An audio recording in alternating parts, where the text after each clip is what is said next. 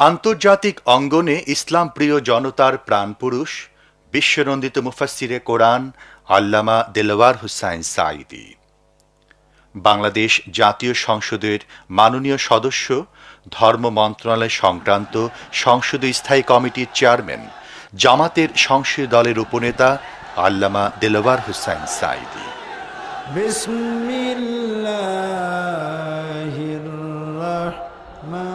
ইসলামকে সাবলীলভাবে উপস্থাপন করার অসাধারণ যোগ্যতা আল্লাহ রাব্বুল আলামিন তাকে দান করেছেন।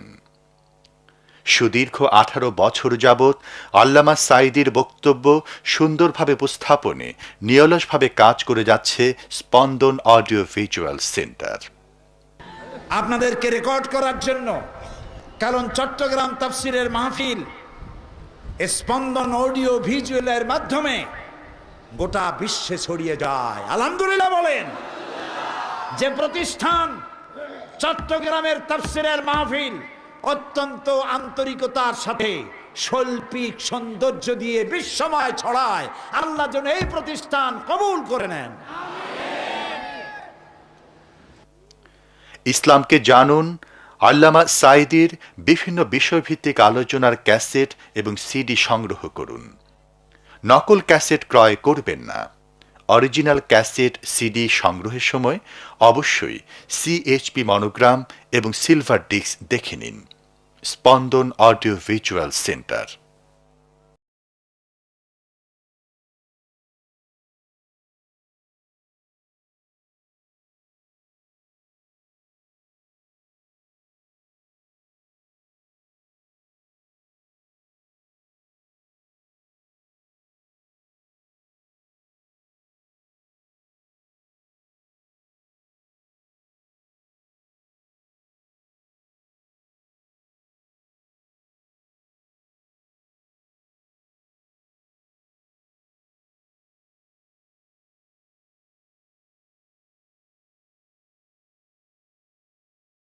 আল্লাহ পাক বলছেন, আলাম আহাদ ইলাইকুম ইয়া বনি আদম আল্লাহ তা'বুদুশ শাইতানা ইন্নাহু লাকুম আদুউম মুবিন। বনি আদম, আমি কি তোমাদেরকে তাগিদ করিনি যে তোমরা শয়তানের ইবাদত করো না? নিঃসন্দেহে শয়তান হচ্ছে তোমাদের জন্য প্রকাশ্য দুশমন। এ কথা সকলেরই জানা আছে যে দুনিয়ার মানুষ শয়তানের ইবাদত কেউ করে না, শয়তানের পূজা কেউ করে না, ঠিক কিনা? শয়তানের কেউ পূজা করে না, বরং শয়তানের প্রতি চতুর্দিক থেকে শুধু লানত হতে থাকে, ঠিক কিনা? শয়তানের খালি গাল দিতে থাকে সারাদিন। এমন কি পাপ করে নিজে দোষ দেয় শয়তানের, ঠিক কিনা? কবি বলছেন, क्या हंसी आती है मुझे हजरत इंसान पर, क्या हंसी आती है मुझे हजरत इंसान पर, फेल बद तू खुद करे लानत करे शैतान पर। আমার মানুষের অবস্থা দেখে হাসি পায়, খারাপ কামটা করে নিজে আর গাল দিয়ে দেয় শয়তানের।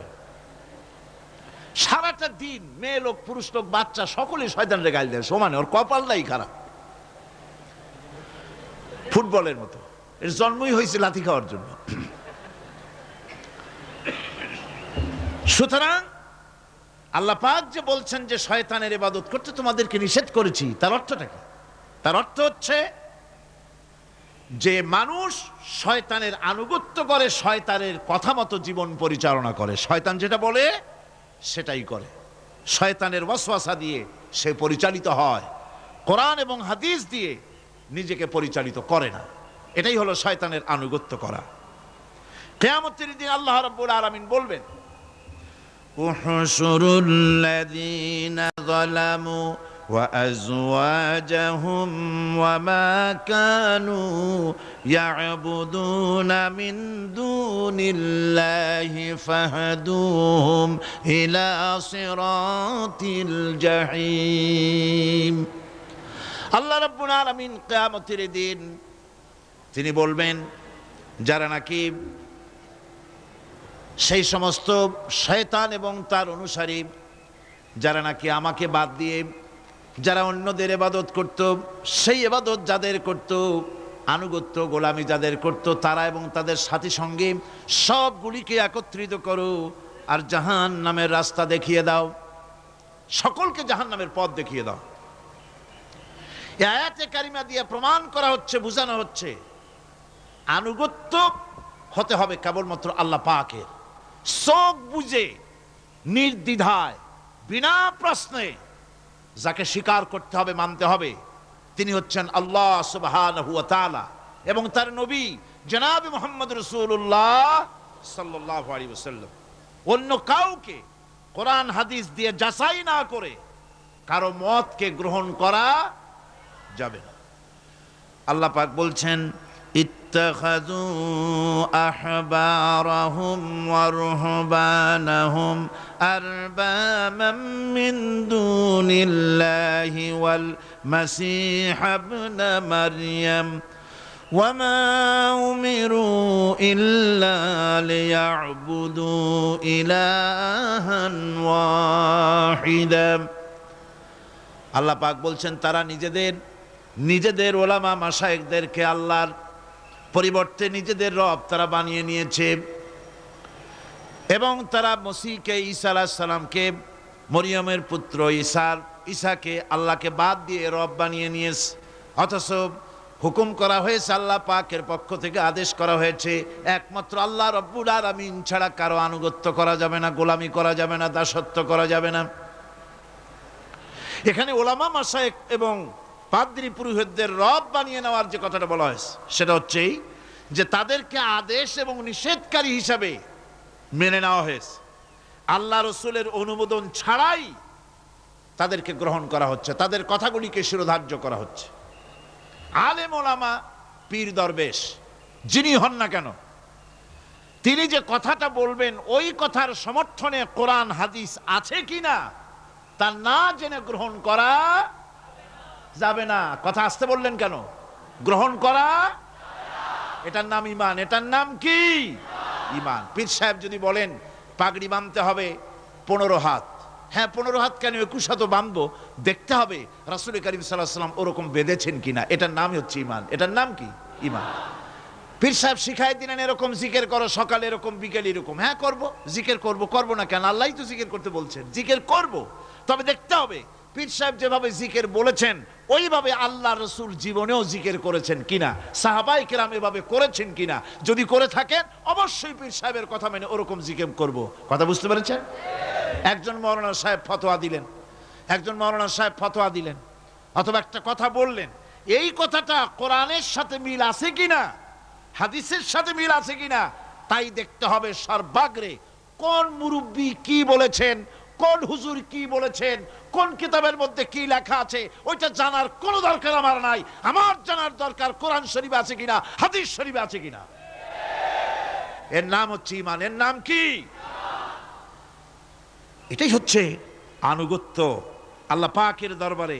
এটাই হচ্ছে আনুগত্য করার জন্য এটাই সবচাইতে বড় দলিল যে আল্লাহর হুকুম মেনে চলতে হবে আর অন্য কারো অন্ধ অনুকরণ করব না। ইবাদত পূজা অর্থে বলা হয়েছে কাউকে ক্ষমতাশীল মনে করে নিজের প্রয়োজনের জন্য তার কাছে দোয়া করা, দুঃখ কষ্টে তার কাছে সাহায্য চাওয়া, ক্ষয়ক্ষতি এবং বিপদ আপদ থেকে বাঁচার জন্য কারো কাছে আশ্রয় চাওয়া। কোরআন মজিদের দৃষ্টিতে এগুলি সব হচ্ছে পূজার পর্যায়ভুক্ত, এগুলি করা যাবে না। সবটাই বলতে হবে আল্লাহ রাব্বুল আলামিনের কাছে। কার কাছে বলতে হবে?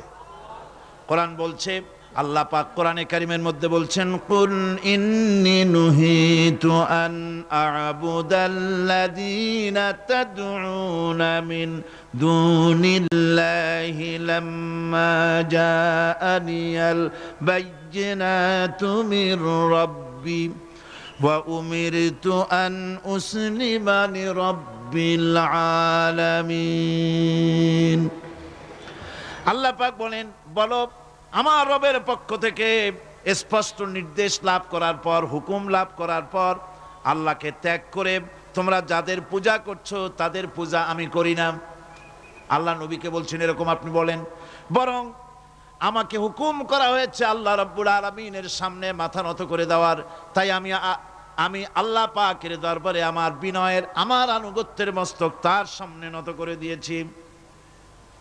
দুনিয়ায় মানুষেরা আল্লাহ রাব্বুল আলামিনকে বাদ দিয়ে যাদের কাছে সাহায্য চায়, যাদের কাছে গিয়ে সাহায্য প্রার্থনা করে, ছেলে হয় নাই ছেলে চায়, মেয়ে হয় নাই মেয়ে চায়, ব্যবসায় উন্নতি হয় না বলে ব্যবসার জন্য তাদের কাছে চায়। কোরআনে কারীম বলছে ওদের কাছে যে চাওয়া হচ্ছে তারা ওদের চাওয়াও সম্পর্কে জানে না। কিয়ামতের দিন এইগুলি সব ওদের বিরুদ্ধে আল্লাহর দরবারে মামলা দায়ের করবে। এরা বলবে যে আল্লাহ পাক আমি এদেরকে এরকম বলি নাই আমার পূজা করার জন্য, এরা আমার পূজা করেছে।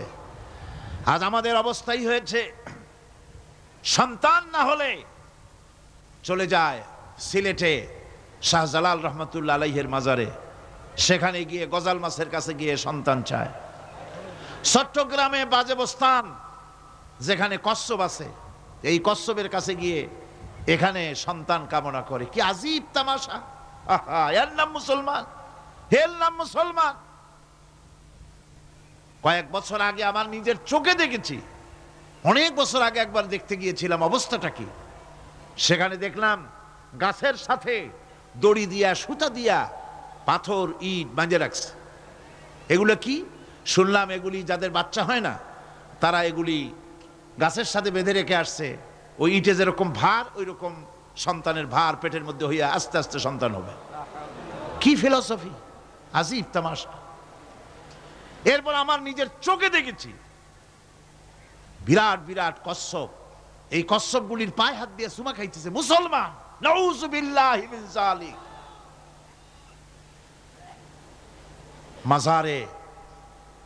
মাজারগুলিতে গিয়ে লোকেরা নিজেদের আশা আকাঙ্ক্ষা পুরা হওয়ার জন্য দোয়া চাইতেছে কবরওয়ালার কাছে। আবার এক শ্রেণীর নামধারী আলেম তারা বলেন ওনারা জীবিত থাকাকালীন যত শক্তি ছিল মরিয়া শক্তি আরো বেড়ে গেছে, সুতরাং এখানে চাদর দাও, আগরবাতি দাও, মোমবাতি দাও, ওখানে গিয়ে কান্দো। এদের আকীদা, নিজেদের নাম রাখে আহলে সুন্নতুল জামাত। এই যদি হয় আহলে সুন্নত, তাহলে বিদআত হবে কারা?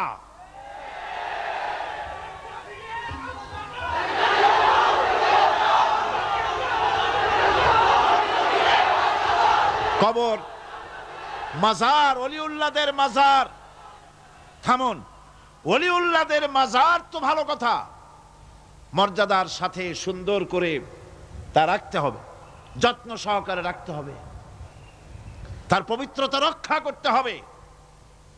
কিন্তু মাজারে গিয়ে আপনি কিছু চাইতে পারবেন না। কোরআনের আল্লাহ পাকের হুকুমের সম্পূর্ণ বিপরীত। কি আজে বাজে মশলা দিয়া তারপরে মানুষদের কি বিভ্রান্ত করতেছে, মানুষকে আল্লাহর মাকামে নিয়ে গিয়েছে। নাউযু বিল্লাহি মিন যালিক। সুতরাং এর থেকে গোটা জাতিকে বাঁচাবার জন্য জিহাদ ঘোষণা করতে হবে। মাজারকে পূজার জায়গা বানানো যাবে না। সুতরাং কোরআনে কারীম বলছে যে একমাত্র গোলামি, আনুগত্য সবটা হবে আল্লাহ রাব্বুল আলামিনের। অন্য কারো সামনে মাথা নত করা যাবে না। যা বলার, যা চাওয়ার সবকিছুই তাকেই বলতে হবে।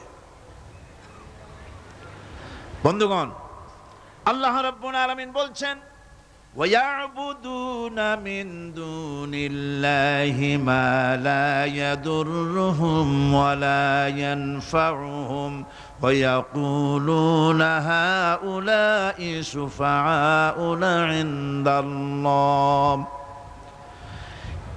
এই সব লোকেরা আল্লাহকে পরিত্যাগ করে তারা এমন সব জিনিসের পেছনে দৌড়ায় যারা তাদের কোনো উপকারও করতে পারবে না, ক্ষতিও করতে পারবে না। আমরা তো এই কথাই বলি কালেমার ভিতরে, খাইরিহি ওয়া শাররিহি মিনাল্লাহি তাআলা। ভালো হোক মন্দ হোক সব কার কাছ থেকে হয়? বলেন সবাই কার কাছ থেকে হয়? ভালো মন্দ সবই হয় আল্লাহ পাকের পক্ষ থেকে। আমার ভালো আমার মন্দ সবই তিনি করেন।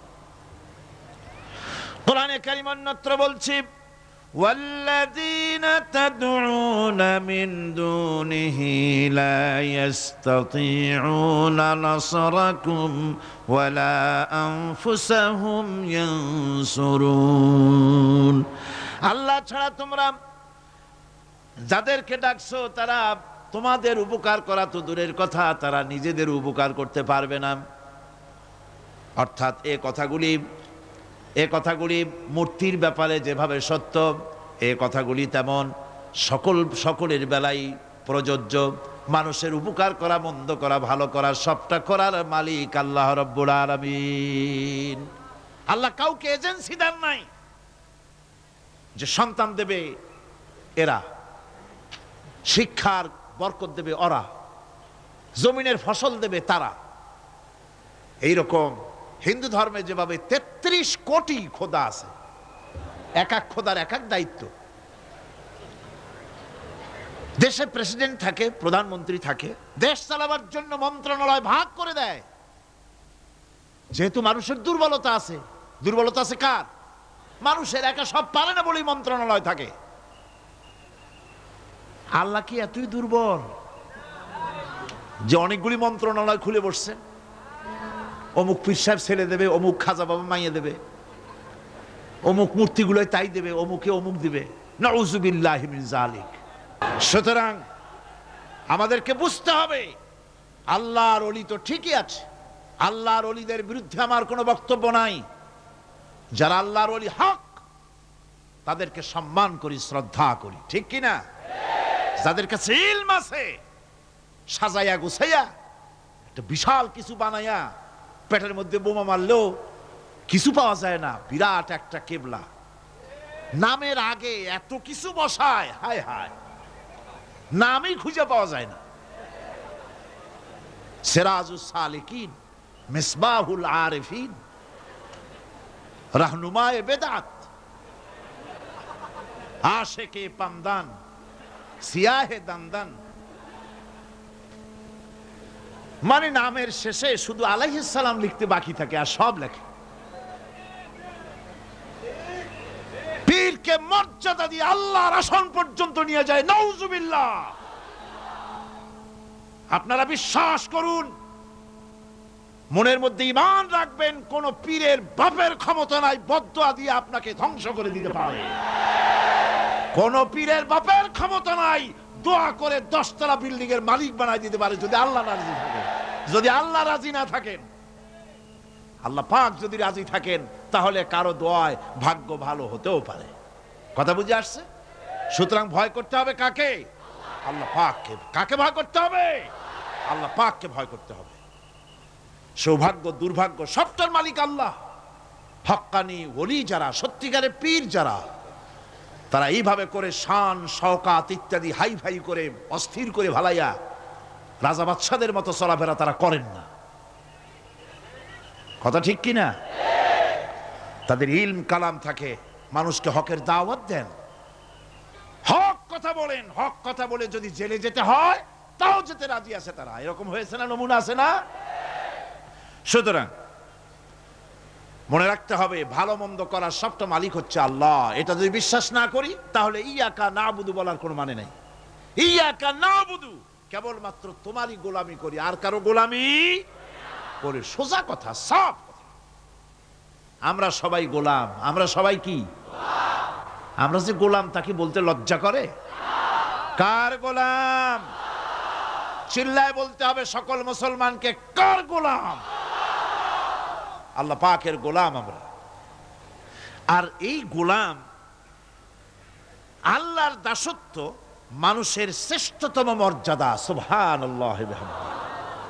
আল্লাহর দাসত্ব মানুষের জন্য কি? শ্রেষ্ঠতম মর্যাদা। যেহেতু আল্লাহর দাসত্ব করাই হলো সৃষ্টির মূল উদ্দেশ্য, তাই একজন মানুষকে সত্যিকার মর্যাদার উচ্চ শিখরে পৌঁছার অর্থই হলো তিনি কাজ কর্ম দিয়ে প্রমাণ করবেন তিনি আল্লাহ পাকের খাঁটি বান্দা, আল্লাহ পাকের খাঁটি গোলাম। তাই কোরআনে কারিমে আমরা দেখতে পাই যে আল্লাহ পাক যেখানে খুব স্নেহ করে আদর করে যখন বান্দাদের সম্পর্কে কিছু বলতে চেয়েছেন, তখন তিনি আব্দুন শব্দ ব্যবহার করেছেন। আদর করে, স্নেহ করে, দয়া করে যদি কারো ব্যাপারে কিছু বলতে চেয়েছেন, তখন আল্লাহ তাকে কি বলেছেন? আব্দ। আব্দ মানে হলো বান্দা। যেমন বেহেশতীদের সম্পর্কে আল্লাহ পাক বলেছেন, আইনা ইয়াশরাবু বিহা ইবাদুল্লাহি ইউফাজ্জিরুনাহা তাফজীরা। জান্নাতের মধ্যে একটি প্রবাহমান ঝর্ণা আছে, আল্লাহর বান্দারা সেখান থেকে পান করতে পারবে। সেই ঝর্ণা থেকে তৃষ্ণা নিবারণ করবে এবং নিজেদের ইচ্ছে মতো তারা এই ঝর্ণার শাখা প্রশাখা নিজেদের এরিয়া পর্যন্ত নিয়ে যেতে পারবে। এমন একটা ঝর্ণা থাকবে যেখানে আল্লাহর বান্দারা, আল্লাহ পাক বলছেন আইনাই ইয়াশরাবু বিহা ইবাদুল্লাহ, আল্লাহর বান্দারা, আল্লাহর গোলামেরা সেখানে তাদের তৃষ্ণা মিটাবে এমন ঝর্ণা আছে। ওই ঝর্ণার কাছে যাওয়ার দরকার নাই, তাদের ইঙ্গিতে ইচ্ছা অনুযায়ী তাদের ঘরের দরজা পর্যন্ত যেখানে খুশি সেখানের শাখা প্রশাখা প্রবাহিত করে নিতে তারা সক্ষম হবে।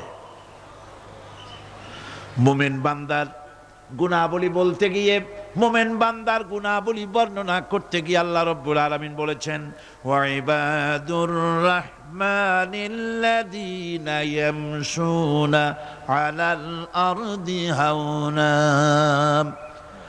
রহমানের বান্দা হলো তারা যারা জমিনের উপরে চলাফেরা করার সময় বিনয়ের সাথে চলাফেরা করে, তারা হচ্ছে রহমানের বান্দা। কার বান্দা? রহমানের বান্দা। আদর করে আল্লাহ বলছেন বান্দা, গোলাম। শয়তান নিজে অভিশপ্ত হওয়ার পর এর প্রতিশোধ নেওয়ার জন্যে আল্লাহ পাকের দরবারে বলেছিল, আয় আল্লাহ, তোমার যেই বান্দাগুলির কারণে, তোমার যেই বান্দার কারণে আমার ইবাদতগুলি নষ্ট হয়ে গেল, আমি অভিশপ্ত হয়ে গেলাম, ওই বান্দাগুলিকে লোভ দেখিয়ে আমি যেমনে পারি সবগুলিকে আমি গোমরাহ করে দেব, পথভ্রষ্ট করে দেব। আল্লাহ পাকের জবাবে বললেন, ইন্না ইবাদি লাইসা লাকা আলাইহিম সুলতান ইল্লা মান ইত্তাবাকা মিনাল গাওয়িন। আমার বান্দাদের উপরে তোমার কোনো কর্তৃত্ব নাই। আমার বান্দা, আদর করে আল্লাহ পাক বলছেন আমার বান্দাদের উপরে তোমার কোনো কর্তৃত্ব নাই। তবে হ্যাঁ, যারা তোমার কথা মান্য করবে তারা অবশ্যই গোমরাহ হয়ে যাবে, পথভ্রষ্ট হয়ে যাবে। কিন্তু আমার সত্যিকারের বান্দা যারা, তাদের উপরে তুমি গোমরাহি, তাদেরকে তুমি পথভ্রষ্ট করতে পারবে না, তাদের উপরে তোমার কোনো কর্তৃত্ব নাই। ভাইরা আমার, হযরত ঈসা আলাইহিস সালামের ব্যাপারে, হযরত ঈসা আলাইহিস সালামকে খ্রিস্টানেরা তারা বলেছে ওয়াকালাতিন নাসারাল মাসীহু ইবনুল্লাহ। মসিহ হচ্ছে কার ছেলে? নাউযুবিল্লাহ। বলেন সবাই নাউযুবিল্লাহ। তাকে যখন আল্লাহর ছেলে বলা হলো, আল্লাহর পুত্র বলা হলো, রব্বুল আলামিন তার জবাবে বললেন, ইন হুয়া ইল্লা আবদুন আনআমনা আলাইহি। তিনি তো একজন বান্দা, তিনি আমার বান্দা ছাড়া আর কিছুই নন, আমি তার প্রতি অনুগ্রহ করেছি। বান্দা, আমার বান্দা। আল্লাহ পাকের বান্দা হওয়ার ব্যাপারে কোন মানুষের লজ্জা থাকার কথা নয়। এমনকি আল্লাহ পাক ঈসা আলাইহিস সালাম সম্পর্কে বলছেন, লা ইয়াস্তানকিফাল মাসীহু আইয়াকুনা আবদান লিল্লাহি ওয়ালাল মালাইকাতুল মুকাররাবুন। মসিহ আল্লাহর বান্দা, তাতে কখনো বিন্দু মাত্র লজ্জা তিনি পোষণ করেন নাই যে আমি আল্লাহর বান্দা, আল্লাহর গোলাম। এটা কথা হইল? এরকম লজ্জা তিনি পোষণ করেন। এমনকি তার নিকটবর্তী ফেরেশতা যারা, তারাও আল্লাহর বান্দা গোলাম হওয়ার জন্য তাদের ভিতরে কোনো লজ্জা নাই। যারা নাকি আল্লাহর গোলাম, এই ব্যাপারে যাদের মধ্যে লজ্জার সৃষ্টি হয় আল্লাহর গোলাম, এটা কেমন কথা? বান্দা হওয়াটা কেমন কথা? যারা গোলামীকে অস্বীকার করে তাদের সম্পর্কে আল্লাহ পাক বলছেন, ওয়া মাইয়াস্তানকিফ আন ইবাদাতিহি ওয়া ইয়াস্তাকবির ফাসায়াহশুরুহুম ইলাইহি জামিআ। কেউ যদি আল্লাহর বন্দেগী করার ব্যাপারে লজ্জা পোষণ করে, যদি লজ্জার কারণ মনে করে, অহংকার করে, গৌরব করে, তাহলে তারা পালাবে কোথায়, যাবে কোথায়? আমি কিয়ামতের দিন সবগুলিকে এক জায়গায় করে ফেলবো। সুতরাং আল্লাহ পাকের গোলামিতে আল্লাহ যে বান্দা বলে যখন ডাকেন, লজ্জার কোনো কারণ নাই। অহংকার যে করবে সে নিজেকে ধ্বংস করবে। আল্লাহ পাক সব নবীদেরকে নিজের বান্দা বলেছেন। নবীরা কি? আল্লাহ পাকের বান্দা। হযরত ইউসুফ আলাইহিস সালাম সম্পর্কে আল্লাহ পাক বলছেন, কাযালিকা লিনাসরিফা আনহু আস-সুআ ওয়াল ফাহশা ইন্নাহু মিন ইবাদিনাল মুখলাসিন। এরূপই ঘটলো যাতে আমি ইউসুফ আলাইহিস সালামকে, আমার বান্দা, তাকে আমি নির্লজ্জতা ইত্যাদি থেকে আমি রক্ষা করেছি। নিশ্চয়ই হযরত ইউসুফ ছিল আল্লাহ পাকের বান্দা, আল্লাহ পাকের আব্দ। রাসূল করিম সাল্লাল্লাহু আলাইহি ওয়াসাল্লাম তিনি হচ্ছেন সর্বশ্রেষ্ঠ আল্লাহর পয়গম্বর। তার থেকে শ্রেষ্ঠ নবী আর কি কেউ আছে? জোরে বলেন, আছে? তার থেকে মাহবুব, তার থেকে শ্রেষ্ঠ আল্লাহর কাছে আর কেউ নাই। সেই নবীকে আল্লাহ রাব্বুল আলামিন কোরআনে কারীমের ভিতরে তাকে আব্দ বলেছেন। কি বলেছেন? অনেকগুলি আয়াত আছে যে আয়াতের ভিতরে আল্লাহ পাক তার নাম নেন নাই, নবী বলেন নাই, রসুল বলেন নাই, শুধু বলেছেন আব্দ। যেমন ফাআওহা ইলা আবদিহি মা আওহা। অতঃপর তার বান্দার নিকট যা ওহী করার ছিল তা তিনি করলেন। সেই বান্দাকে মুহাম্মদ সাল্লাল্লাহু আলাইহি ওয়াসাল্লাম। অন্য আয়াতে আল্লাহ পাক বলছেন, ওয়া আন্নাহু লাম্মা কামা আবদুল্লাহি ইয়াদউহু কাদু ইয়াকুনুনা আলাইহি লিবাদা। আর এই আল্লাহর বান্দা যখন নামাজ পড়তে দাঁড়িয়ে গেল, আল্লাহকে ডাকার জন্য যখন দাঁড়ালো, তখন লোকেরা তার উপরে ঝাঁপিয়ে পড়ল। ঝাঁপিয়ে পড়ার জন্য প্রস্তুতি গ্রহণ করলো। এখানে আব্দ বলা হয়েছে কাকে? মুহাম্মদ সাল্লাল্লাহু আলাইহি সাল্লামকে। এভাবে করে অন্য এক আয়াতে আল্লাহ পাক তার হাবিবকে আব্দ বলছেন, বান্দা বলতেছেন, ইন কুনতুম ফি রাইবিম মিম্মা নাযালনা আলা আবদিনা। আমার বান্দার উপরে যে কিতাব নাজিল করেছি তাতে যদি তোমাদের কোনো সন্দেহ হয়, এই যে আমার বান্দার উপরে, ওই বান্দা কে? বলেন সবাই, মুহাম্মদ রাসূলুল্লাহ সাল্লাল্লাহু আলাইহি ওয়াসাল্লাম। অন্য আয়াতে বলা হচ্ছে, তাবারাকাল্লাযী নাযালাল ফুরকানা আলা আবদিহি লিয়াকুনা লিল আলামিনা নাযীরা। অতীব বরকতপূর্ণ সেই মহান সত্তা যিনি তার বান্দার উপরে ফুরকান নাজিল করেছেন। কে সেই বান্দা? মুহাম্মদ সাল্লাল্লাহু আলাইহি ওয়াসাল্লাম। মেরাজের ঘটনা বলতে গিয়ে আল্লাহ রাব্বুল আলামিন বলতেছেন, সুবহানাল্লাযী আসরা বিআবদিহি লাইলাম মিনাল মাসজিদিল হারামি ইলাল মাসজিদিল আকসা।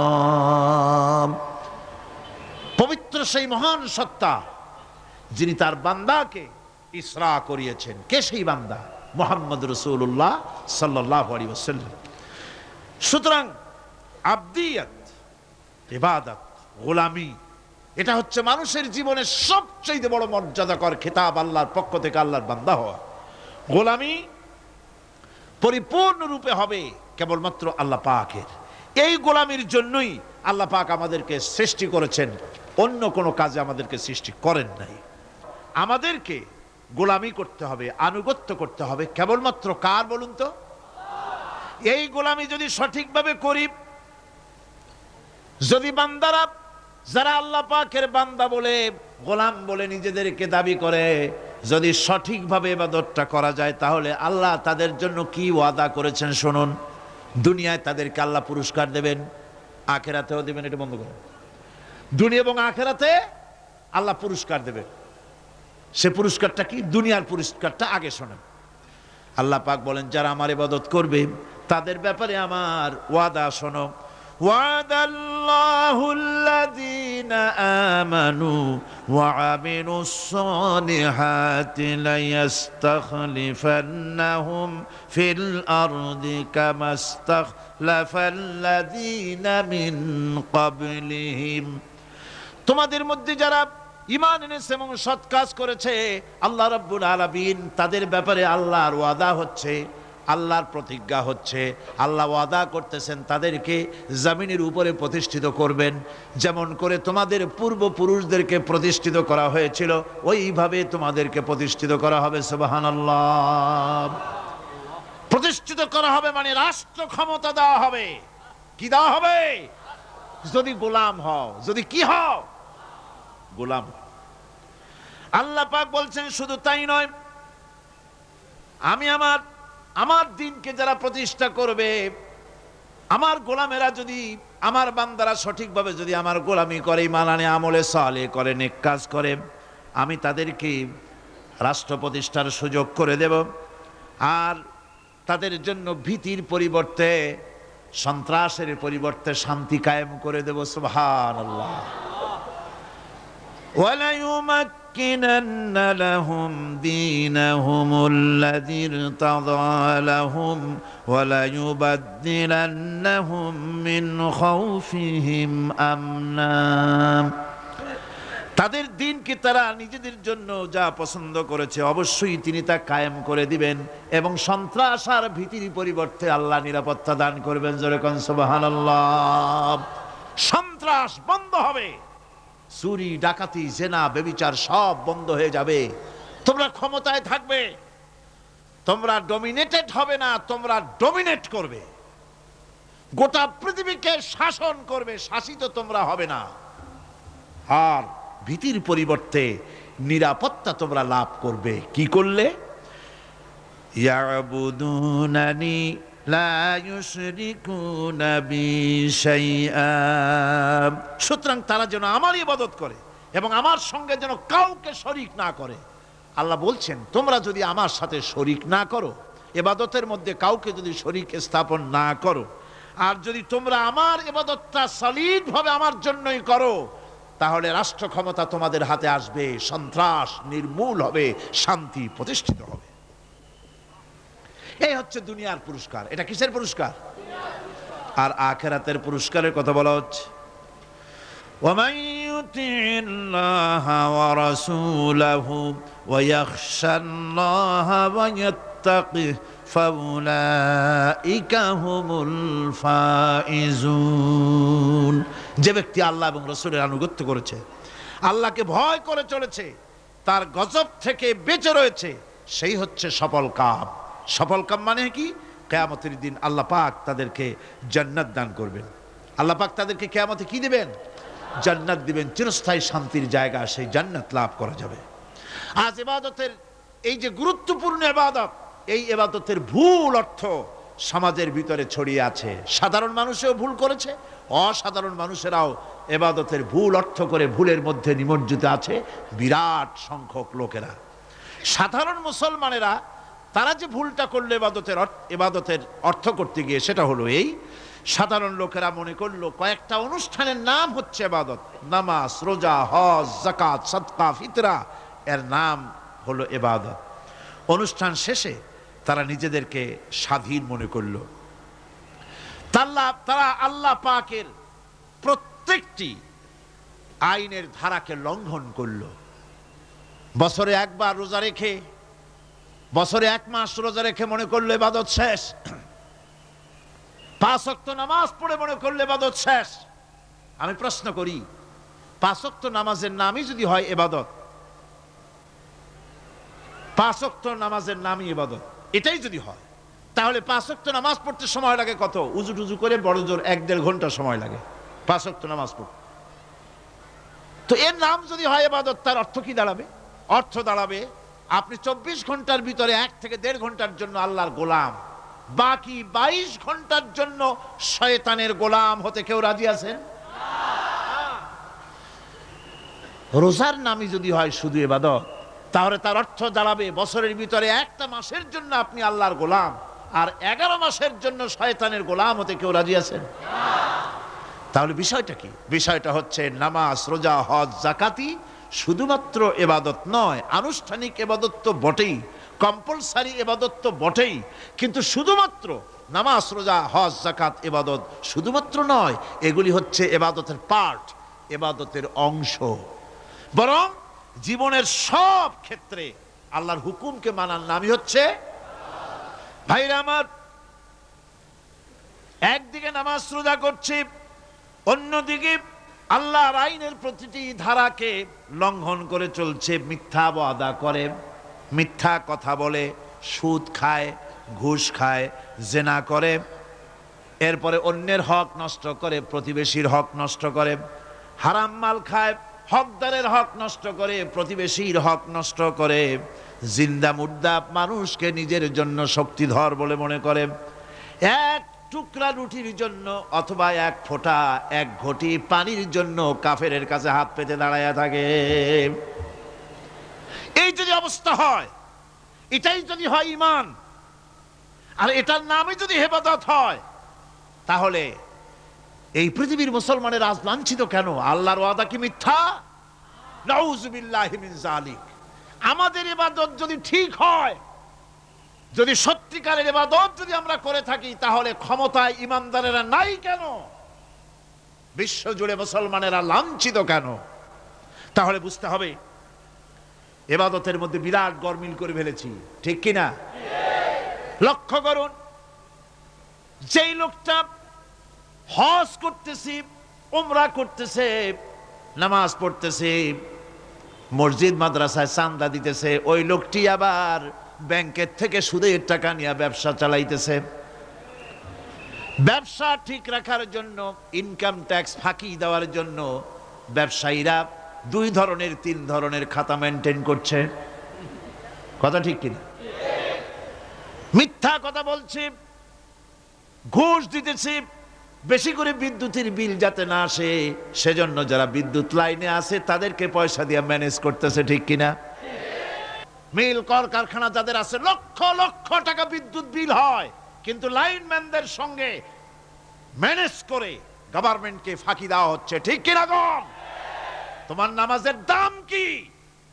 তোমার হজের 4 পয়সা দাম নাই। তুমি রাষ্ট্রকে ফাঁকি দিয়েছো, তুমি জনগণকে ফাঁকি দিয়েছো, তুমি দেশের শত্রু। টেলিফোনের বিল হাজার হাজার টাকা, লাখ টাকার বেশি বিল হয়, লাইনম্যানের সঙ্গে ম্যানেজ করে 500, 700, 2000 টাকা দিয়ে সারিয়ে দেয়, ঠিক কিনা? এরা জাতির শত্রু, দেশের শত্রু, এদেরকে ফায়ারিং স্কোয়াডে নিয়ে ব্রাশ ফায়ার করে উড়ায় দেওয়া উচিত। এরা দেশের দুশমন। আল্লাহর গোলাম হতে হলে ভুল করে বসেছি ইবাদতের অর্থ করতে, শুধু নামাজ, রোজা, হজ, যাকাত, মাজারে কিছু চাঁদা দেওয়া, আগরবাতি, মোমবাতি, চাদর একটা দিয়া, পীর সাহেবের 10,000 টাকা চাঁদা দিয়া, মোছে তেল মাইখা দাঁত বাইর করে হাসে। বেহেশতে তো গেছি, আর দেরি কত? বেহেশত তুমি যাবা, এত সহজ? দেশকে ফাঁকি দিছো, দেশকে ফাঁকি দিয়েছো, জনগণকে ফাঁকি দিয়েছো, নিজের মেয়েকে ফাঁকি দিয়েছে, বিবাহের সময় টাকা পয়সা দিয়া বিবাহ টিবাহ করায় দিল, ব্যবসা, ধানি সম্পত্তি, বাড়ির সম্পত্তি সব ছেলেদেরকে দিয়ে দিল, মেয়েটারে ফাঁকি দিয়ে দিল, দেয় না এরকম? ফুপুকে ফাঁকি দিল, বোনকে ফাঁকি দিল, এরপরে মোনাজাত করে সবে বরাতে, আল্লাহ আমারে বেহেশত দিও। ফেরেশতারা কয়, মর তুই আগে, বেহেশত তোরে কেমনে দেয় ভালো করে দেখাই দেব। বেটা তুই যাবি বেহেশতে? এত সোজা? ওটা মামু বাড়ির বারান্দা নাকি? এত সহজ নয়।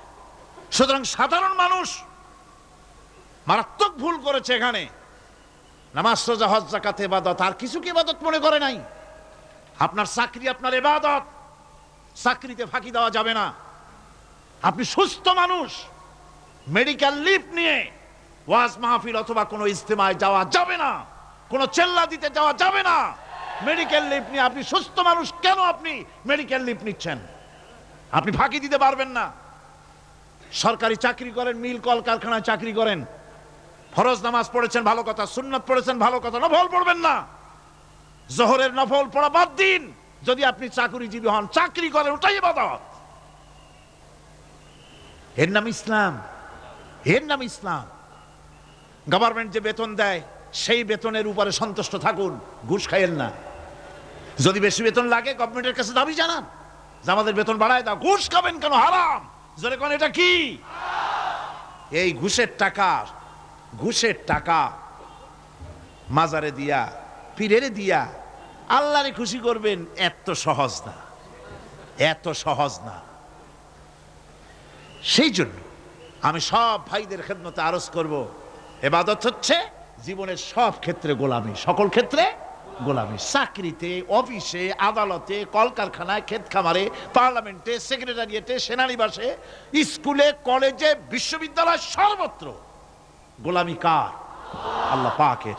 রিজকে হালাল করতে হবে, উপার্জনকে হালাল করতে হবে, সত্যিকারের আল্লাহর গোলাম হতে হবে। আল্লাহ রাব্বুল আলামিন বলেছেন, মা খালাকতুল জিন্না ওয়াল ইনসা ইল্লা লিয়াবুদুন। মানুষ আর জিন জাতিকে আমি সৃষ্টি করেছি আমার গোলামির জন্য। কার গোলামি? ওই গোলামির পূর্ণাঙ্গ নমুনা যদি জানতে চাই, পূর্ণাঙ্গ নমুনা দৃষ্টান্ত লাগবে। কাকে অনুসরণ করব? পূর্ণাঙ্গ ইবাদতের, আল্লাহর গোলামির পূর্ণাঙ্গ নমুনার জন্য কোরআনে কারিমে দৃষ্টান্ত সেট করা হয়েছে। হযরত ইব্রাহিম আলাইহিস সালামের আল্লাহ পাক বলেন, ইয ক্বালা লাহু রাব্বুহু আসলিম ক্বালা আসলামতু লিরাব্বিল আলামিন। তার অবস্থা এই ছিল। কার? ইব্রাহিম আলাইহিস সালাম। তার অবস্থা এই ছিল যে তার রব যখন তাকে বললেন আনুগত্যের মস্তককে অবনত করে দাও, তিনি বললেন আমি আমার বিশ্বপালকের সামনে মাথাটা নত করে দিলাম। সুবহানাল্লাহ। কোন শর্ত ছাড়াই মাথা নিচু করে দিলাম। এই পন্থায়, তিনি যে পন্থাটা অবলম্বন করেছিলেন, এই পন্থায় চলার জন্য তার সন্তানদেরকেও তিনি হুকুম করেছিলেন। ووصى بها إبراهيم ببنيه ويعقوب يا بني إن الله اصطفى لكم الدين فلا تموتن إلا وأنتم مسلمون। ইয়াকুব এবং ইব্রাহিম আলাইহিস সালাম তার সন্তানদেরকে এই উপদেশ দিয়েছিলেন যে তিনি বলেছিলেন, হে আমার সন্তানেরা, আল্লাহ ছাড়া তোমাদের জন্য আল্লাহ পাক এই দ্বীনকে মনোনীত করেছেন। আল্লাহ পাকের আনুগত্য করবে, তার দ্বীনের প্রতি সারেন্ডার করবে। আর খবরদার মুসলমান না হয়ে যেন তোমরা মরে যেও না। আমৃত্যু মুসলমান অবস্থায় থাকবে, অর্থাৎ মৃত্যু পর্যন্ত থাকবে কি অবস্থায়? মুসলমান অবস্থায়। كنتم شهداء إذ حضر يعقوب الموت إذ قال لبنيه ما تعبدون من بعدي। ইয়াকুব আলাইহিস সালাম তার মৃত্যুর সময় জিজ্ঞেস করেছিলেন, ও আমার সন্তানেরা, আমার মৃত্যুর পরে তোমরা কার ইবাদত করবে, তার কার গোলামি করবে? তারা জবাব দিলেন, ক্বালু نعبد إلهك وإله آبائك إبراهيم وإسماعيل وإسحاق إلها واحدا ونحن له মুসলিমুন। নিঃসন্দেহে আমরা ইবাদত করব, গোলামি করব আপনার রবের, আপনার পিতার রবের, এবং আল্লাহর ইবাদত করব। আপনিও আপনার পূর্বপুরুষ ইব্রাহিম, ইসমাইল যে আল্লাহকে ইবাদত করেছে, সে আল্লাহ পাকের ইবাদত আমরা করব এবং তার অনুগত হয়ে থাকব। দাসত্ব এবং দাসত্বের গোলামির পূর্ণাঙ্গ নমুনা হচ্ছেন হযরত ইব্রাহিম আলাইহিস সালাম। আল্লাহর গোটা জমিন যখন শিরকের অন্ধকারে ডুবে গিয়েছিল, তখন হযরত ইব্রাহিম আলাইহিস সালাম তাওহীদের আলো জ্বালিয়ে দিয়েছিলেন। এই নিবেদিতদের ইমাম হিসেবে আল্লাহ পাক তাকে ঘোষণা দিলেন। কোরআনে কারীম বলছে, وَإِذَا ابْتَلَى إِبْرَاهِيمَ رَبُّهُ بِكَلِمَاتٍ فَأَتَمَّهُنَّ قَالَ إِنِّي جَاعِلُكَ لِلنَّاسِ إِمَامًا। ইব্রাহিমকে তার রব কয়েকটি বাক্য দিয়ে পরীক্ষা করলেন এবং তিনি সেই পরীক্ষাগুলোতে পাশ করলেন। তখন আল্লাহ রাব্বুল আলামিন তাকে বললেন যে আমি তোমাকে গোটা বিশ্ব মানবতার জন্য, গোটা বিশ্বের সমস্ত মানুষের জন্য আমি তোমাকে নেতা বানাবো। সুবহানাল্লাহি ওয়া বিহামদিহি। প্রথম পরীক্ষা হলো, গতকাল বলেছি, সে আগুনের পরীক্ষা। সেখানে আল্লাহ পাক তাকে পাশ করালেন, তিনি পাশ করলেন। দ্বিতীয় পরীক্ষা ছিল বিবি এবং নবজাতক সন্তানকে নিয়ে আল্লাহ হুকুম করলেন, এই বিবি আর বাচ্চারে নিয়ে মরুভূমিতে রেখে আসো। মরুভূমিতে যেখানে ঘর নাই, বাড়ি নাই, সেই জায়গায় বিবি এবং বাচ্চাকে রেখে যাওয়ার সময় তিনি বললেন, রব্বানা ইন্নী আসকানতু মিন যুররিয়াতি বিওয়াদিন গায়রি যী যারইন ইনদা বাইতিকাল মুহাররাম। হায় আল্লাহ রাব্বুল আলামিন, আমি পানি এবং তরুলতাবিহীন এক মরুভূমির ভিতরে আমার বংশের একটি অংশকে এখানে রেখে গেলাম। তোমার ঘরের কাছে পুনর্বাসিত আমি তাদের কাছে, এই ঘরের কাছে, সম্মানিত ঘরের কাছে রেখে গেলাম। পরীক্ষায় তিনি পাশ করলেন। হযরতে হাজেরা প্রশ্ন করলেন, ইব্রাহিম, পানি নাই, খাবার নাই, মানুষ নাই, ঘর নাই, বাড়ি নাই, মরুভূমির ভিতরে আমাকে আমার বাচ্চারে ফেলে রেখে যাচ্ছ কেন? কোনো জবাব নাই। দুইবার তিনবার প্রশ্ন করলেন। এরপরে তিনি আবার প্রশ্ন করলেন, বললেন, ইব্রাহিম, এটা কি আল্লাহর হুকুম নাকি? হযরত ইব্রাহিম আলাইহিস সালাম নিজের কলিজার টুকরা সন্তান আর বিবিকে রেখে যেতেছেন ভারাক্রান্ত মন নিয়ে। তিনি আকাশের দিকে আঙ্গুল উঁচু করে দেখালেন। হযরত হাজেরা বুঝলেন ইনি তো আল্লাহর পয়গম্বর, আমার কোনো অপরাধে এভাবে ফেলে যাওয়ার কথা নয়। তিনি বুঝলেন এটা আল্লাহর হুকুম। হযরতে হাজেরা বললেন, ইব্রাহিম রে, নিশ্চিন্ত মনে বাড়ি ফিরে যাও। আমার মনে কোনো চিন্তা নাই, কোনো পেরেশানি আর এখন নাই। আল্লাহর হুকুমেই যদি আমাকে এই মরুভূমির ভিতরে ফেলে যেয়ে থাকো, তাহলে আমি ওই আল্লাহর প্রতি এতটা ভরসা রাখি যে এই মরুভূমির ভিতরে জল পানি শূন্য, খাদ্য শূন্য জায়গায় আমি আমার বাচ্চাকে আল্লাহ রব্বুল আলামিন না খাওয়াইয়া মারবেন না। দ্বিতীয় পরীক্ষায় পাশ করল। 3 নম্বরে পরীক্ষা হলো, সন্তান বড় হয়ে গেছে, বুদ্ধি হয়েছে, দৌড়াতে পারে। আল্লাহ রাব্বুল আলামিন হুকুম করলেন, ছেলেকে জবাহ করো। কত বড় আগুনের পরীক্ষা! কোরআন শরীফ বলছে, হযরত ইব্রাহিম আলাইহিস সালাম নিজের ছেলেকে ডেকে নিয়ে বললেন, ইয়া বুনাইয়া ইন্নী আরা ফিল মানামি আন্নী আযবাহুক ফানজুর মাযা তারা। হে আমার কলিজার টুকরা সন্তান, আমি স্বপ্নে দেখেছি যেন আমি তোমাকে জবাহ করতেছি।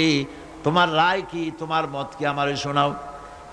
ছেলে পয়গম্বর, ছেলে তার জবাবে বললেন, ইয়া আবাতি ফাআল মা তু'মার সাতাজিদুনি ইনশাআল্লাহু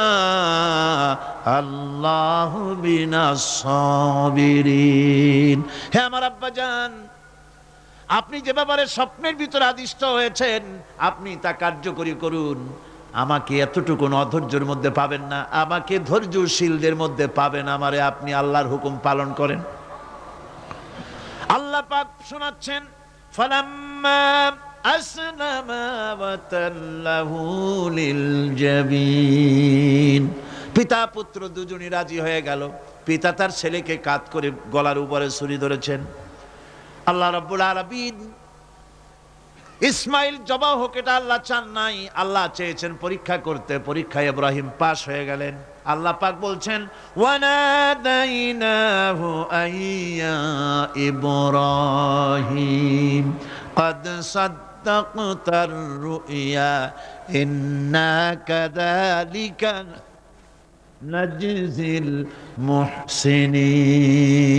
আমি ইব্রাহিমকে ডেকে বললাম, ইব্রাহিম তুমি তোমার স্বপ্নকে বাস্তবে রূপ দিয়েছো, আর এভাবেই করি আমি মুহসিনিনদেরকে পুরস্কৃত করে থাকি। আল্লাহ পাক খুশি হলেন। আল্লাহ পাক বললেন, ইন্না হাযা লাবালাউল মুবিন, নিঃসন্দেহে এটি একটি বিরাট পরীক্ষা ছিল। ঠিক কি না গণ?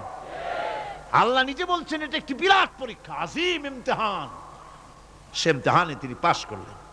পরীক্ষায় উত্তীর্ণ হওয়ার জন্য রব্বুল আলামিন পুরস্কার দিয়া দিলেন। আল্লাহ পাক বললেন, সালামুন আলা ইব্রাহিম।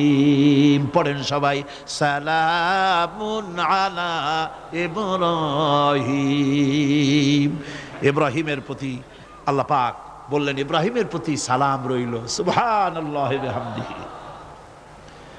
ইবাদত এর আনুগত্যের এই উৎকৃষ্ট দৃষ্টান্ত স্থাপনের পর আল্লাহ পাক তার গোটা বিশ্বের মুসলমানদেরকে কিয়ামত পর্যন্ত ইব্রাহিম আলাইহিস সালামকে জাতির পিতা বানায়া দিলেন। সুবহানাল্লাহ কইতে ইচ্ছা করে না? এরকমের পরীক্ষা কোন পিতারা দিতে পারছে নাকি? গোটা বিশ্বের সমস্ত মানব মণ্ডলীর জন্য আল্লাহ পাক ইব্রাহিম আলাইহিস সালামকে কিয়ামত পর্যন্ত জাতির পিতা হিসাবে ঘোষণা করেছেন। সুবহানাল্লাহ। মিল্লাতা আবিকুম ইব্রাহিম হুয়া সাম্মাকুমুল মুসলিমিন। তোমরা তোমাদের পিতা ইব্রাহিমের মিল্লাতের উপর প্রতিষ্ঠিত হও। আল্লাহ পাক বলছেন, তোমাদের পিতা ইব্রাহিমের মিল্লাতের উপর প্রতিষ্ঠিত হও, আর আল্লাহই তোমাদের নাম রেখেছে মুসলমান। তোমরা হচ্ছে মুসলমান। আমাদের পরিচয়, ওই যে পরিচয়ের কথা আগে হয়ে গেছে, আমাদের পরিচয় আমরা মুসলমান। আমাদের পরিচয় কি? মুসলমান। এটা প্রথম পরিচয়। ইবাদতের পূর্ণাঙ্গ মাপকাঠি হিসেবে আল্লাহ পাক হযরত ইব্রাহিম আলাইহিস সালামকে দুনিয়াবাসীর সামনে পেশ করেছেন। কোরআন বলছে, ইহুদি এবং খ্রিস্টানেরা মুসলমানদেরকে বিভ্রান্ত করতে চায়। তারা বলে, ওয়াকালু কুনু হুদান আও নাসারা তাহতাদু কুল বাল মিল্লাতা ইব্রাহিমা হানিফা ওয়া মা কানা মিনাল মুশরিকিন। বলে ইহুদি হও, তবেই তোমরা সঠিক পথ পাবা। খ্রিস্টানের বলে খ্রিস্টান হও, তবেই তোমরা সঠিক পথ প্রাপ্ত হবে। আল্লাহ পাক বলছেন, এদের সকলকে বলে দাও, বরং তোমরা সব পরিত্যাগ করে মিল্লাতে ইব্রাহিমের ভিতরে শামিল হয়ে যাও। এটাই মুক্তির পথ, এটাই নাজাতের পথ, এটাই আল্লাহর পথ। সুবহানাল্লাহি ওয়া বিহামদিহি। এমনকি রাসূল কারীম সাল্লাল্লাহু আলাইহি ওয়াসাল্লামকে আল্লাহ পাক বলেছেন, আনিত্তাবি' মিল্লাতা ইব্রাহিমা হানিফা। চারদিক থেকে মুখ ফিরিয়ে এনে মিল্লাতে ইব্রাহিমের ভিতরে শামিল হয়ে যাও, তারই অনুসরণ করো। রাসূল কারীম সাল্লাল্লাহু আলাইহি ওয়াসাল্লাম ইবাদত বা আনুগত্যের সর্বোৎকৃষ্ট নমুনা হওয়ার কারণে ইব্রাহিম আলাইহিস সালাম সম্পর্কে হুজুর বলেছেন, ইন্না ইব্রাহিমা খায়রুল বারিয়া, রাওয়াহু মুসলিম। হুজুর সাল্লাল্লাহু আলাইহি ওয়াসাল্লাম বলেছেন, ইব্রাহিম হচ্ছেন জগতের সর্বোত্তম ব্যক্তি। সুবহানাল্লাহ। সুতরাং আমাদেরকে ইবাদতের নমুনা হিসেবে ইব্রাহিম আলাইহিস সালামকেও মানদণ্ড হিসেবে দেখতে হবে, যে কিভাবে তিনি সারেন্ডার করেছিলেন আল্লাহ পাকের দরবারে। এখন আমি আপনাদের সামনে বলতে চাই, মানুষের জীবনে সবচাইতে বড় দুটি চাহিদা আছে। একটা হচ্ছে খাদ্য, আর একটা হচ্ছে নিরাপত্তা। একটা খাদ্য, আর একটা কি? নিরাপত্তা। পেট ভরে খাইতে চাই, আর চোর ডাকাতের উপদ্রব থেকে নিরাপত্তা পেতে চাই। খাদ্য যদি চাই ক্ষুধার সময়, নিরাপত্তা যদি চাই ভীতির সময়। আল্লাহ রাব্বুল আলামিন বলেন, কোন গভর্নমেন্ট দিতে পারবে না, দুনিয়ায় কেউ দিতে পারে নাই, পারবেও না। ক্ষুধার সময় যদি খাদ্য চাও, ভীতির সময় যদি নিরাপত্তা লাভ করতে চাও, তাহলে ফালইয়াবুদু রাব্ব হাযাল বাইত, এই ঘরের মালিকের ইবাদত কর। কোন ঘর? কাবা ঘর। বলেন কোন ঘর? কাবা ঘর। কাবা শরীফের মালিকের ইবাদত কর। তাহলে কি হবে? আল্লাযী আতআমাহুম মিন জু'ই ওয়া আমানাহুম মিন খাউফ। এই ঘরের মালিকের ইবাদত যদি করো তাহলে ক্ষুধার সময় তিনি তোমাদেরকে খেতে দিবেন, আর ভীতির সময় তিনি তোমাদের নিরাপত্তা দান করবেন। হে ওয়াদা কার? চিল্লায় বলেন ওয়াদা কার? আল্লাহ পাকের ওয়াদা বিশ্বাস হলো না, এমনই পোড়া কপালের মুসলমান। নির্বাচন যখন আসলো, সলিমউদ্দিন সাহেব আসতেন মঞ্চের উপরে, পরিচয় করানো হচ্ছে। এতক্ষণ আপনারা যার বক্তৃতা শোনার জন্য দ্বীপ্রহরের রৌদ্রে কষ্ট করতেছিলেন, এখন সেই সংগ্রামী জননায়ক, বিপ্লবী সন্তান, তিনি এখন আপনাদের সামনে বক্তব্য রাখবেন। উনি দাঁড়ায় বললেন, ভাইয়ার আমার, বোনের আমার, আমি এবার বোতল মার্কা বাক্স নিয়ে দাঁড়াইছি, আমারে সকলে মিলে ভোট দেন। এবার যদি ক্ষমতায় যেতে পারি, না খাইয়া কেউ মরবেন না, কিন্তু কি খাইয়া মরবে তাও কয় না। মানুষেরা এই কথাগুলি বিশ্বাস করলার সমানে ভোট দিল। হায় রে কপাল! আল্লাহ বললেন, আমার ইবাদত কর, আমার গোলামি কর জীবনের সব জায়গায়, তাহলে ক্ষুধার সময় খাইতে পারবি আর ভীতির সময় নিরাপত্তা পাবি। আল্লাহর কথাটা বিশ্বাস হইল না। এই নামাজ পড়ার মুসলমানের দাম আছে, কোন দাম আছে? এ রোজা রাখার দাম আছে, এ মুসলমান দাবি করার দাম আছে। আল্লাহ রাব্বুল আলামিন তিনি পরিষ্কার করে বলছেন, এই ঘরের মালিকের ইবাদত করো, তিনি ক্ষুধার সময় খেতে দিবেন, আর তিনি তোমাদেরকে ভীতির সময় নিরাপত্তা দান করবেন। চাউলের অভাব হবে না, পাটের অভাব হবে না, খাদ্যের অভাব হবে না, কারণ দুটি জিনিস যদি তোমরা করতে পারো, খাবারের অভাব হবে না। ওয়ালাউ আন্না আহলাল কুরা আমানু ওয়াত্তাকাউ লাফাতাহনা আলাইহিম বারাকাতিম মিনাস সামাই ওয়াল আরদ। দেশের লোকেরা, জনপদের লোকেরা যদি দুইটা কাজ করে, এক নম্বরে হলো আমার উপরে ঈমান আনবে, দুই নম্বরে হলো আমাকে ভয় করার নীতি অবলম্বন করে যদি চলে, তাহলে ওই দেশের মানুষের জন্য আকাশ আর জমিনের সব বরকতের দরজা আমি আল্লাহ খুলে দেব। আল্লাহর ওয়াদা। আল্লাহ পাকের নিকট মানুষের সবচাইতে বড় দাবি কি? আল্লাহর কাছে মানুষের সবচাইতে বড় দাবি কি করতে পারেন? পারেন না। আল্লাহ পাকের কাছে মানুষের শ্রেষ্ঠ দাবিটা আল্লাহ নিজেই শিখাই দিয়েছেন। আমার কাছে দাবি কর, ইহদিনাস সিরাতাল মুস্তাকিম। হায় আল্লাহ, একটা সোজা, একটা সরল রাস্তা আমারে দাও, একটা সহজ পথ আমারে দাও। এই কথা সূরা ফাতিহা দাবি করার পর আল্লাহ রাব্বুল আলামিন এই অভিনন্দনের জবাবে, 7টা বাক্যের অভিনন্দনের জবাবে আল্লাহ রাব্বুল আলামিন 30 পারা কোরআন শরীফ নাজিল করে দিলেন। সূরা ফাতিহার এই সওয়ালের জবাবে আল্লাহ পাক বললেন, ওয়া আনি'বুদুনি হাযা সিরাতুম মুস্তাকিম। সোজা রাস্তা চাও, আমার গোলামি করো, ইবাদত করো। সব জায়গায় ইবাদত, গোলামি করাই লাগবে। আমার কাছে সোজা রাস্তা চাও, সোজা রাস্তা হলো আমার গোলামি করা। কার গোলামি? বেহেশতে যেতে চান?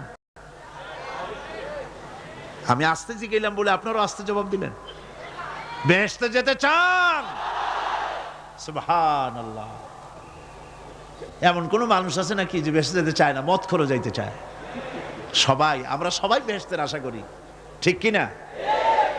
আল্লাহ রাব্বুল আলামিন বলেন, বেহেশতে যদি যেতে চাও তাহলেও ইবাদত করা লাগবে, ইবাদত ছাড়া জান্নাতে যাওয়া যাবে না।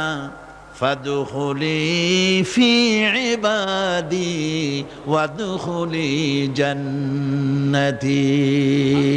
সর্বপ্রথম আমার বান্দার মধ্যে দাখিল হয়ে যা, আমার গোলামির মধ্যে দাখিল হওয়া, আমার গোলাম হয়, এরপরে আমার জান্নাতে চলে যা। আগে গোলাম হবি, তারপরে কোথায় যাবি? জান্নাতে যাবে। আগে গোলাম হ, আগে গোলামির খাতায় নাম লেখা, আগে সত্যিকারের আমার বান্দা হ, গোলাম, এরপরে জান্নাতে যাওয়া যাবে। জান্নাতে যাইয়া আল্লাহর সাথে কি দেখা করতে চাই? আল্লাহর সাথে দেখা করতে চাই। আল্লাহ রাব্বুল আলামিন বলেন, فمن كان يرجو لقاء ربه فليعمل عملا صالحا ولا يشرك بعبادة ربه أحدا। তোমাদের মধ্যে যদি কেউ আল্লাহর সঙ্গে তার রবের সঙ্গে যদি কেউ দেখা করতে চায় তাহলে সে যেন ভালো ভালো কাজ করে, নেক কাজ করে, আর তোমার রবের সাথে অর্থাৎ আল্লাহ রব্বুল আলামিনের সাথে ইবাদতের মধ্যে যেন কাউকে শরীক না করে। শিরক যদি না করো, খাঁটি গোলাম খাঁটি বান্দায় যদি পরিণত হতে পারো, কিয়ামতের দিন আল্লাহ রব্বুল আলামিনের সঙ্গে দিদার নসিব হয়ে যাবে। সুতরাং আল্লাহ পাকের গোলাম হতে হবে জীবনের সকল ক্ষেত্রে। এই গোলামি করব কতদিন? কতদিন গোলামি করব? এই প্রশ্নের জবাবে আল্লাহ রাব্বুল আলামিন কোরআনে কারীমের মধ্যে জবাব দিয়ে দিয়েছেন, ওয়া'বুদ রাব্বাকা হাত্তা ইয়াতিয়াকাল ইয়াকিন। মৃত্যু পর্যন্ত যতক্ষণ না নাক দিয়ে শেষ প্রশ্বাসটি নিঃশ্বাসটি বেরিয়ে যাচ্ছে ততক্ষণ পর্যন্ত আনুগত্য গোলামি সবটা হবে কার? জোরে চিল্লা এখন কার?